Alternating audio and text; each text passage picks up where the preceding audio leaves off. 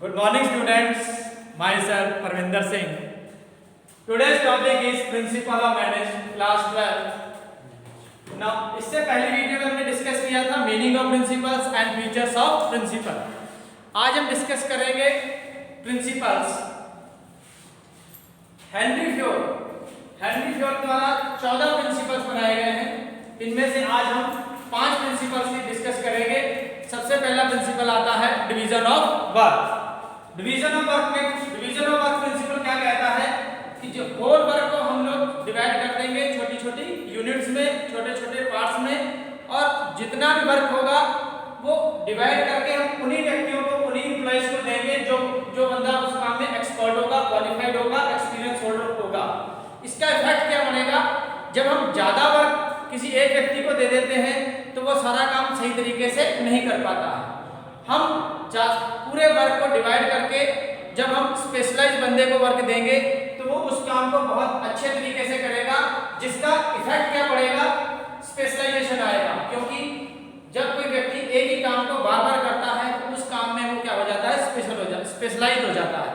और वर्क क्या होता है? बहुत परफेक्ट और कंप्लीट होता है ऑन टाइम. दूसरा क्या आता है? इंप्रूविंग दी एफिशिएंसी. मींस कार्य क्षमता भी क्या होती है? इससे बढ़ती है.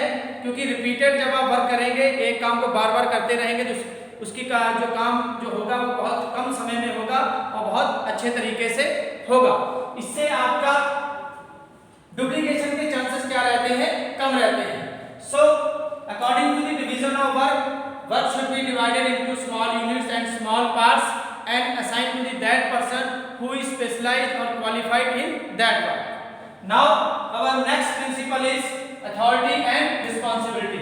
Authority means होता है power to take decision, means decision लेने की power. Responsibility means obligation to completing the task on time, means जो वर्क दिया गया है उसको हर हालत में क्या करना है? पूरा करना है. अब अगर फ्योल कहता है यहाँ पे, हम अगर कोई भी वर्क किसी को देते हैं, कोई भी टास्क देते हैं, उसके साथ उसको कुछ अथॉरिटी भी दी जाती है. अगर किसी व्यक्ति को रिस्पॉन्सिबिलिटी दी गई है तो उसके साथ कुछ ना कुछ उसको क्या दी जाएगी? अथॉरिटी दी जाएगी, ताकि वो अपने काम को सही तरीके से कर पाए. अब इन दोनों में बैलेंस होना बहुत जरूरी है. अगर होगा क्या? मान लीजिए अगर आपने किसी बंदे को रिस्पॉन्सिबिलिटी दे दी है कि आपने ये वर्क आपको असाइन किया गया है, ये वर्क कंप्लीट करना है, लेकिन आपने उसको अथॉरिटी नहीं दी है तो वो काम अपने समय से पूरा नहीं कर पाएगा. और ऑन दी अदर हैंड अगर आपने किसी को अथॉरिटी दे दी है और रिस्पॉन्सिबिलिटी कम है, वहां पे भी वो अपनी अथॉरिटी का मिसयूज कर सकता है. तो फ्योल यहाँ पे कहते हैं कि अथॉरिटी एंड रिस्पॉन्सिबिलिटी में बैलेंस होना क्या है? बहुत जरूरी है. दोनों का ही जितनी आप रिस्पॉन्सिबिलिटी देंगे लगभग उतनी उसके पास क्या होनी चाहिए? अथॉरिटी होनी चाहिए. अब इसका इफेक्ट क्या पड़ेगा? No misuse of authority. अगर आप अथॉरिटी देते हैं उसके साथ आप उसको रिस्पॉन्सिबिलिटी देते हैं तो अब वो अपनी अथॉरिटी का मिसयूज नहीं करेगा. सेकंड, अगर आपने अथॉरिटी दी है उसके साथ क्या मिला? उसे रिस्पॉन्सिबिलिटी मींस उसको help in meeting the responsibility on time. में जो काम दिया गया है उसको वो समय पे पूरा करेगा. So this is the second principle of management. Third one is discipline. Discipline means होता है अनुशासन. अनुशासन में आता है to follow the code of conduct, rules and regulation. Means company द्वारा या ऑर्गेनाइजेशन बना रहा है जितने भी रूल्स एंड रेगुलेशन है उनको सभी एम्प्लॉइज क्या करेंगे? फॉलो करेंगे. Second one, good supervision. Discipline से और क्या रहेगा? सुपरविजन करने में आपको आसानी रहेगी.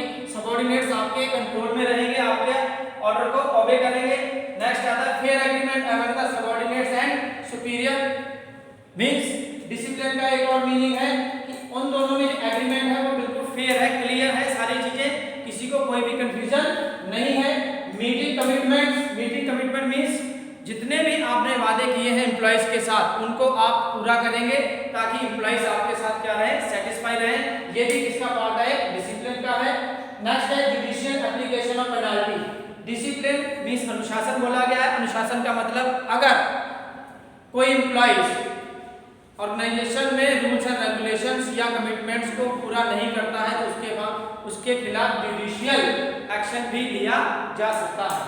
तो ये प्रिंसिपल कहलाता है कि आपको जितने भी code of conduct, rules and regulation बनाए गए हैं कंपनी द्वारा, बिजनेस द्वारा, उन सभी को क्या करना है? सभी एम्प्लॉइज को फॉलो करना है. अब इसका इफेक्ट क्या पड़ेगा? Systematic working means work smoothly चलेगा, सभी लोग अंडर कंट्रोल हैं, सभी लोग ऑर्डर को ओबे कर रहे हैं, सभी को अपने कमिटमेंट्स पूरे कर रहे हैं। Next is improving the efficiency, इससे एफिशिएंसी भी क्या होगी, इंप्रूव होगी। Now the fourth principle is unity of command. Command means किसी को ऑर्डर देना। यहाँ पे फ्योल इंसिस्ट करते हैं employees receive order from one boss only, means जितने भी ऑर्डर दिए जाएंगे वो एक ही बॉस से मिलेंगे आपको। मान लीजिए एक ही डिपार्टमेंट है, एक डिपार्टमेंट में दो बॉस हैं, उनमें से अगर दोनों बॉस ऑर्डर देते हैं तो एम्प्लॉइज वहां पे क्या रहेंगे, कंफ्यूज रहेंगे। कंफ्यूज रहने का आंसर क्या आएगा, रिजल्ट क्या आएगा कि एम्प्लॉइज समय में अपना काम नहीं कर पाएंगे। एक एग्जांपल देते हैं, मान लीजिए परचेज है और सेल डिपार्टमेंट है। परचेज डिपार्टमेंट कहता है, सॉरी प्रोडक्शन डिपार्टमेंट कहता है कि प्रोडक्शन आप कम कीजिए, रॉ मटेरियल हमारे पास नहीं आ रहा। सेल डिपार्टमेंट कह रहा है कि हमारी सेल बढ़ रही है, आप प्रोडक्शन और ज़्यादा कीजिए। तो यहाँ पे दो बॉसों से ऑर्डर मिल रहा है, दो बॉसों से ऑर्डर मिलेगा तो एम्प्लॉइज किसकी बात मानेंगे, क्या प्रोडक्शन वर्कर्स प्रोडक्शन कम करेंगे या ज़्यादा करेंगे, सेल्स वाले की बात माने या प्रोडक्शन वाले की बात माने। तो यहाँ पे कंफ्यूजन क्रिएट होगा। तो यहाँ पे इस प्रिंसिपल के अकॉर्डिंग उन्होंने कहा है कि जितने भी एम्प्लॉइज होंगे वो एक ही बॉस को ऑर्डर मानेंगे, मींस जितने भी ऑर्डर्स दिए जाएंगे वो एक बॉस द्वारा दिए जाएंगे, ताकि उन वर्कर्स की, उन एम्प्लॉइज की भी जो अकाउंटेबिलिटी है वो वन बॉस के प्रति ही हो कि काम कंप्लीट क्यों नहीं हुआ है। अगर ज़्यादा बॉस ऑर्डर देंगे तो एम्प्लॉइज बच सकते हैं काम से कि हमें उन मैनेजर ने ये कम करने के लिए बोला था, आप ज़्यादा करने के लिए, हम दोनों कंफ्यूज थे, हमने वर्क कंप्लीट नहीं किया। So according to this principle इसका इफेक्ट क्या पड़ेगा, नो कंफ्यूजन, मींस एम्प्लॉइज में कोई भी, वर्कर्स में कोई भी कंफ्यूजन नहीं रहेगा। नो ईगो क्लैशेस, दो मैनेजर्स सेम लेवल पे जब ऑर्डर करेंगे तो उनमें ईगो भी क्लैश नहीं करेगा। क्यों, क्योंकि उन्हें एम्प्लॉइज ने सिर्फ एक बॉस का कहना माना है, दूसरे को उसमें इन्वॉल्व नहीं किया है। इंप्रूविंग द एफिशिएंसी, इससे एम्प्लॉइज और वर्कर्स की वर्किंग एफिशिएंसी भी क्या होगी, इंप्रूव होगी। Now the fifth one is unity of direction. Unity of direction means हर ऑर्गेनाइजेशन का एक गोल होता है और जितनी भी एक्टिविटीज की जाएंगी वो उसी तरफ सारी एक्टिविटीज को इंटीग्रेट करके हमें ऑर्गेनाइजेशन गोल को क्या करना है, अचीव करना है। According to this principle one unit means one plan. हर यूनिट का क्या होगा, प्लान अलग होगा। जैसे परचेस वाला है, उनका जो मेन टारगेट है ज़्यादा से ज़्यादा परचेसिंग करना, सेल्स वाले का ज़्यादा से ज़्यादा सेल करना, मार्केटिंग के ज़्यादा से ज़्यादा लोगों को नॉलेज प्रोवाइड करना। सबके अलग अलग टारगेट होते हैं, लेकिन सभी का मिलाकर टारगेट क्या बनता है, एक ऑर्गेनाइजेशन गोल को क्या करना, अचीव करना। तो ये कहलाता है unity of direction means one unit means one plan. अब इसका पॉजिटिव इफेक्ट क्या पड़ेगा, पॉजिटिव इफेक्ट क्या है, एक्टिविटीज अचीवमेंट ऑफ ऑर्गेनाइजेशन गोल। सभी लोग अपने अपने यूनिट्स के लिए काम करें, अपने अपने टारगेट को अचीव करेंगे तो सभी का मिलाकर हम अपना गोल, ऑर्गेनाइजेशन गोल क्या कर सकते हैं, अचीव कर सकते हैं। दूसरा क्या पड़ेगा, efforts of all employees toward one direction. जब हमें पता है कि हमें ये टारगेट अचीव करना है तो सभी एम्प्लॉइज, सभी वर्कर्स का जो टारगेट है वो एक ही तरफ, उसी एक ही डायरेक्शन में है, जिससे हम अपने ऑर्गेनाइजेशन गोल को क्या कर सकते हैं, अचीव कर सकते हैं। So dear students, today we discuss about only 5 principles of management by Henry Fayol.